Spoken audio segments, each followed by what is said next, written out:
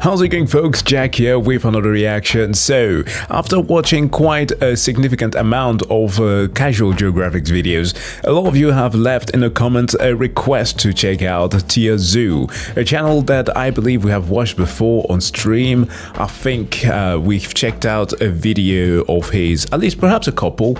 I think the one from the elephants versus hippos, as well as how OP the human build is, are ones that we have watched on Twitch streams before.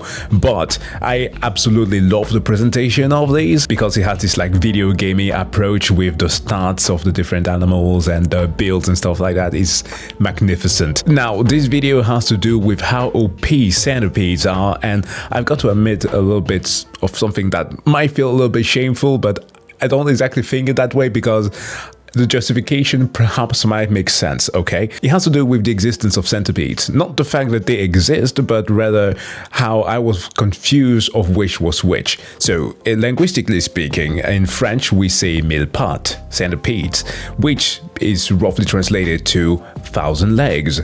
In Danish we also say tusind, which is the same word translated. And in Spanish then, when you shift to that part of Europe, you start saying Cien-pieds, which is 100, cien, 100, and pieds with legs. Even Portuguese is like ciento-pies or something like that. I'm sorry if I'm butchering the pronunciation here, but like the thing was that there was this dichotomy. Like some languages say 1,000 where the other ones say 100, and I had to struggle with that until I was like around like 15, when I then learned that there are two different things. There are 1,000 legs and hundreds.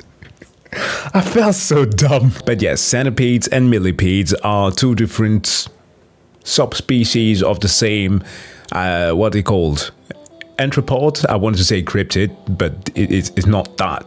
But they might as well be cryptid because, damn, some of them are freaky. They look straight up mythological. But a centipede's OP is the question of the day, and we're going to learn about this. Elden Ring.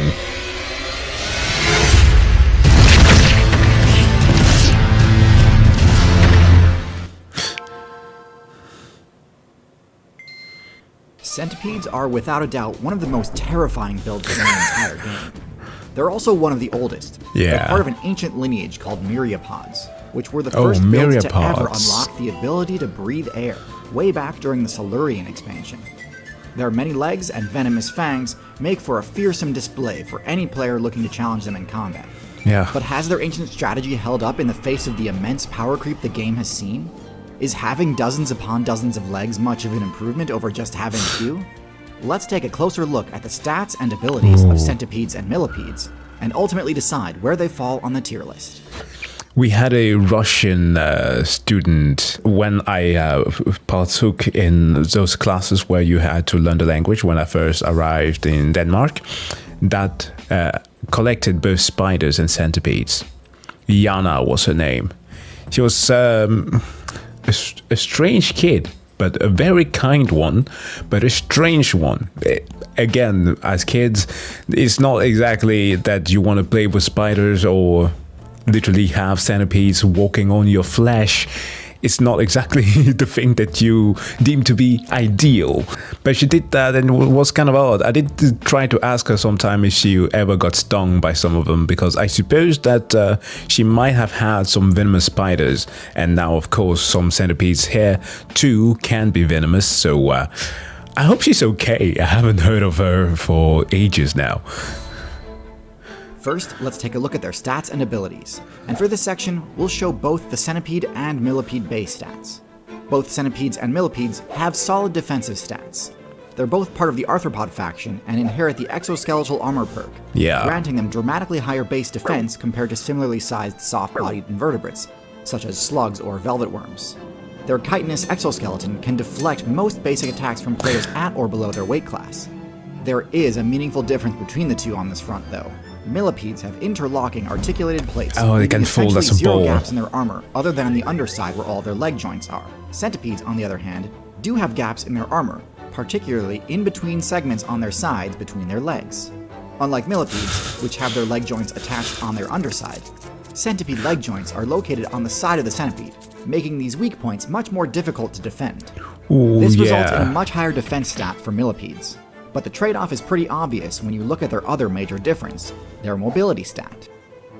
Millipedes have a speed stat that is only slightly higher than that of a snail, which is incredibly low given that snails don't even have legs. Centipedes, with their less restrictive armor, are some of the quickest moving arthropods in the game, able to quickly weave in and around cover and scale walls in record time. They're quick. I love the use of the sneak there with from Baldur's Gate. Oh man. I might as well die if a centipede does that to me. Twitchy movement makes them tough to pin down, and because of their flat shape, they have a very easy time running for cover if threatened by a player in a higher weight class. But of course, the primary reason they're invested in a higher movement speed is because it synergizes well with the last major difference they have for Millipedes, their power stat. Millipedes have no offensive moves at all. When confronted with an adversary, Millipedes will respond by attempting to lock down their defenses even more tightly than they already are, in hopes that the aggressive player will simply give up. They'll curl up into a ball in order to guard their already small number of weak points, and may also begin secreting noxious and/or toxic chemicals to dissuade persistent predators from risking poison damage. Centipedes may attempt to curl and tank some hits, but more often than not, they'll opt to either flee or rely on their powerful offense to substitute for their lackluster defense. Brother, that thing was massive. Yep, that's a Pokemon for sure. Next thing you know, it's going to turn into a Sandy Scourge or that, what's it called, Garantina? The big one. God damn. The centipede's jaws, which are really their two front legs, have been modified into hypodermic daggers, able to pierce armor and inflict venom to deal devastating damage. The rest of their stats are pretty similar, as most myriapods sport fairly generic mid-level camo, nothing too impressive, but enough to beat the average player's passive perception as long as they remain motionless. Both centipedes and millipedes sometimes sport vibrant aposematic coloration as well, forgoing stealth and replacing it with intimidation, flexing how toxic their poison or venom is. And as a fairly ancestral lineage of arthropods, it's no surprise their intelligence stat is quite low. Of as course. they were introduced to the game during a time before Very early. intelligence builds were even remotely viable, and have opted to refine their core strategy rather than respec into a higher intelligence build. Unfortunately, this locks them out of the higher level perception perks like binocular vision and compound eyes, forcing them to mainly rely on their most basic options for detecting enemies, like simple eyes, Antennae. chemoreception, and tremor sense. Oh, As far as other unique abilities go, vibrations. myriapods don't have all that much. This is a little unfair because when they were first patched into the game, their most important unique ability was their ability to breathe on dry land. However, as the game's meta has progressed, air breathing has become one of the most common abilities in the game. Oh no. Poor thing. Millipedes, I'm literally a ball. The hardest thing I know how to do is to breathe. Whereas centipedes are like, yeah, breathing was hard back in my days, but yeah, still, I remain a menace. Making myriapods much less unique, and honestly a bit obsolete. Oh, One other special ability they do have is auto-mimicry. It is quite difficult to tell at a glance which end of a centipede is the head, as their back end also looks almost identical. this has been a weird thing in school when encountering lessons on animals from certain teachers. They would tend to not mention this part. For example, with owls, there are a bunch of owls who have, obviously, they have this whole thing about being able to rotate their heads, right? But also such things as, what are they called? Pygmy owls. Yeah, they have those things on the back of their heads that make it look like eyes, so that you can't exactly tell whether or not they're looking at you. Of course, to dissuade predators, so that they signify that they're maintaining eye contact. The same thing that some do speculate that the spots on tigers' ears are supposed to do the same thing for predators who might be trying to do sneak attacks on them. But yeah, the same thing also applies with certain insects. I think butterflies also have that, right? To mimic eyes as well. And a lot of that, of course, goes all the way back to vision, eye contact, letting the opponent know that I see you, and I'm about to send you to the ICU if you try anything. In fact, in some ways, the back end even functions as a head, as it also has highly sensitive structures similar to antennae. The reason this matters is that the best way to disable and defeat a centipede is to attack its head first, before it has a chance to respond. If an attacking player has a 50% chance to accidentally attack the wrong end, that gives centipedes a chance to counterattack for massive damage, or escape. So those are the base stats and abilities of the Myriapod. But how do these traits actually stack up against the current meta? While their stats seem solid at first glance, the game's power creep has severely limited their viability. Expansion after expansion, the devs have expanded access to the Myriapod's formerly exclusive abilities, and introduced new abilities to the game which function as counterplay options against centipedes and millipedes, allowing newer builds to more efficiently exploit their weaknesses. For example, the introduction of the beak attribute dramatically improved the bird build's matchup against centipedes. The best thing about birds, they don't care. They do it so emotionlessly. Like, look at that thing, the focus in his gaze. It's literally just WWE SmackDown playing in the background there for it. I'm just doing my job. I'm gonna smack the hell out of this thing. I don't care. As the disjointed hitbox makes the risk of a counterattack less of a concern. But I'm getting ahead of myself. Let's first discuss the centipede. The centipede's bite is one of the strongest in its weight class, enough to make some snake mains jealous. Compared against the power of a scorpion's sting, the bite has higher raw damage and armor-piercing venom potential, but weaker venom. By itself, this makes it one of the most formidable attacking moves in the entire arthropod faction. So with that in mind, the viability of the centipede really comes down to how reliable the rest of the centipede's game plan is at enabling the use of this vicious attack. Dang. Unfortunately, this is where the cracks start to show in this ancient build's game plan. When this move connects, the damage it deals is devastating, but landing a strike with the centipede's bite is easier said than done. Dying to a spider has got to be one of the most humiliating things in the world. Not to say that spiders aren't dangerous. They definitely are. They are some of the hard hitters out there in the game. Yet still, when a thing's build is literally just waiting for you to pass by, it's like, come on. For starters, while the centipede's base movement speed is quite solid, it lacks the surprise burst mobility that so many predators rely on. Centipedes just sort of scurry around, hoping that they'll eventually catch their player off guard. But as long as you remain vigilant, centipede attacks are about as predictable and telegraphed as they come. Centipedes have pretty low stealth and make no attempts to conceal themselves as they approach a target. So as long as your character's passive perception is halfway decent, you should have plenty of opportunity to react and escape before they get within striking range. Their poor vision also undermines their ability to pursue prey as they flee, even though they easily have the speed to chase them down. Yeah. The only mistake players commonly make is attempting to stand their ground and fight them off, rather than taking the easy way out and fleeing before they can deal any damage. Ouch. In addition to their lack of ability to ambush, centipedes also have such a low intelligence stat that fairly rudimentary stealth tactics, things like basic camouflage and hiding behind partial cover, are highly effective against them. I have the high ground. Centipede to completely miss their opportunity to attack as they I literally have the high ground. run right past you. It's worth noting that one subclass of centipedes does have the compound eyes perk and also sports an even higher base movement speed, one of the fastest in the entire arthropod faction. Whoa! But these centipedes, called house centipedes, have much lower damage output and defense stats, and mostly just prey on low-tier insects like silverfish and crickets. Oh, that's true. Okay, you know what? Never mind. While I might have a certain level of disgust for these animals, aesthetically speaking, which I think should be a component of this list as well, the aesthetics do play a certain level. I fuck with them now. learning that they actually do take out silverfish, which are shown everywhere. They will do it regardless of how spotless you are making your house to be. And I tend to stay pretty damn fucking clean. So either it's the cat who brings them in or something else, they just show up. So great thing that they can eat those in the house. But unfortunately then, if I spot these, I'm gonna kill them. Even in their own niche of rushdown arthropod builds, centipedes have been power-crept by the Solifugid, also known as the sun spider or camel spider, which is significantly faster on foot, and although it isn't venomous, the raw damage this thing can put out absolutely shreds through anything caught in its path. Dang. The sun spider definitely deserves its own video though, so I'll save further analysis for later. Switching over to millipedes, things still aren't great, but they do fare a bit better.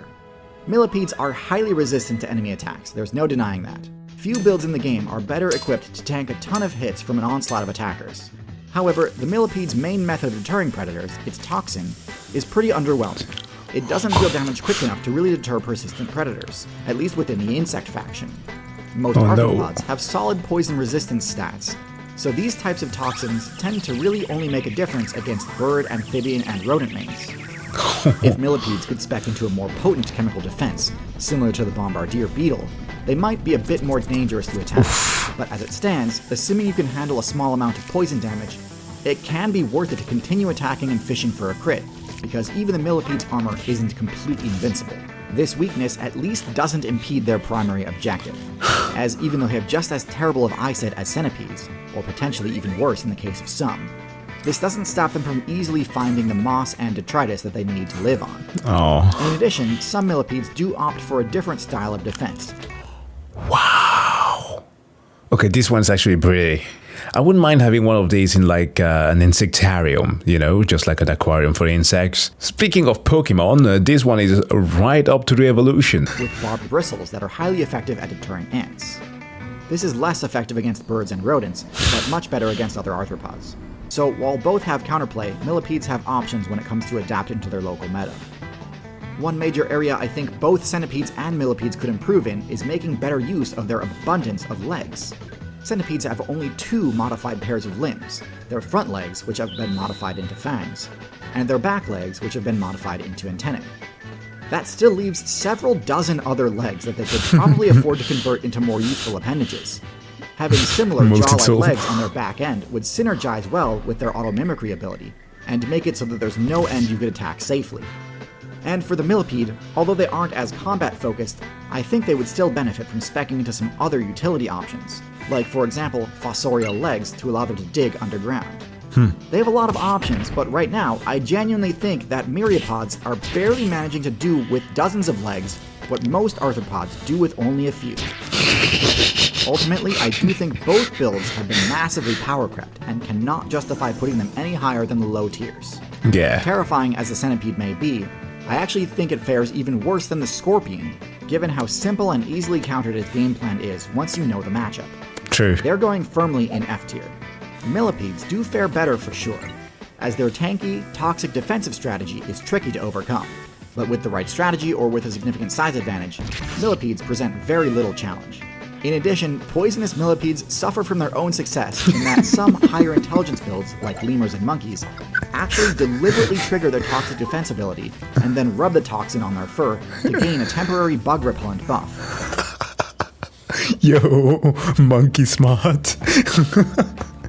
Yo, free deodorant. Listen, instead of Johnny Depp on the cover of those Dior perfume ads, we need to have those lemurs that are posing with like Sauvage written on it, because that move is savage. Before either discarding or eating the millipede. So, while I think you could definitely make the argument that they at least make it out of F tier and belong in D tier, I don't think they belong any higher than that. Whether you want to play as a fast-moving damage dealer or a slow, toxic tank, there are much better options available to you than centipedes or millipedes. Myriapods simply have too many gaps in their defense, both in their physical armor and their game plan overall. You can be as careful as possible, but if your defenses have obvious exploits, you'll always be vulnerable. This is true not just for survival in the wilderness, but also for your personal data online. If you find yourself constantly barraged with spam emails, uncomfortably precise advertisements, and other predatory marketing tactics. This is most likely because your shields are already down, and data broker companies have you dead to rights. Your personal information is up for sale to whomever wants to use it. But fear not, for there is a way you can adapt your defenses to close this weakness. Well, okay, there are actually two ways. The first is you personally contact every single one of these companies yourself and request to opt out of their data collection lists. But this is unrealistic for most people, given the time investment. But the second way, the more optimal way, is to use today's sponsor, Incogni, to fight off these data brokers for you. Here's how it works. You make an account, grant Incogni the permission to defend your data privacy, and then just relax and watch the number of lists your data is on drop to 0. And that's it. You'll quickly find that you weren't just on a bunch of corporate email lists that you were too lazy to unsubscribe from. You were literally on open data markets, where your personal information and browsing history are products to be bought, which is especially concerning once you realize that insurance companies buy this information in order to raise your premiums. Dang. If you subscribe to Incogni, all of that goes away. Your name is scrubbed from every data broker it can be, and Incogni continues to keep its guard up so that it never ends up back on those lists again. So if this privacy is important to you, you can click on the link in the description, incogni.com/Tierzoo. It helps support this channel, but also awards you with a huge discount, 60% off of their annual plan. So check it out, protect your data, and support my work in the process. Thanks again to Incogni for sponsoring, and as always, good luck out there. Damn. I've got to say, I surprised myself with this one because centipedes are quite difficult to watch. I don't know, there's just a certain horror element to them, to the point where even freaking Elden Ring, okay, bringing back to the fact that he made the intro with the theme song from the game, utilizes them as a means to talk about one of the weirdest cult in the game. Literally, those shrimp-like people that you find underneath, not the capital, the Ensel River in Elden Ring, literally worship those centipedes. They are very unsettling. Yet still, I gotta say that if there's any variant that I will tolerate more, it is definitely the Millipedes. They are surprisingly cute, and also that rosy one from the Centipede build. Quite nice. But guys, thank you so much for checking this out. As always, please do make sure to go and subscribe to Tierzoo and like the very video on the channel. And of course, if you like this reaction, don't forget to hit the like button. That will help a lot. That being said, wish you all to have a wonderful day. Check out in your room if you have any centipedes there, and see you guys in the next one. Bye.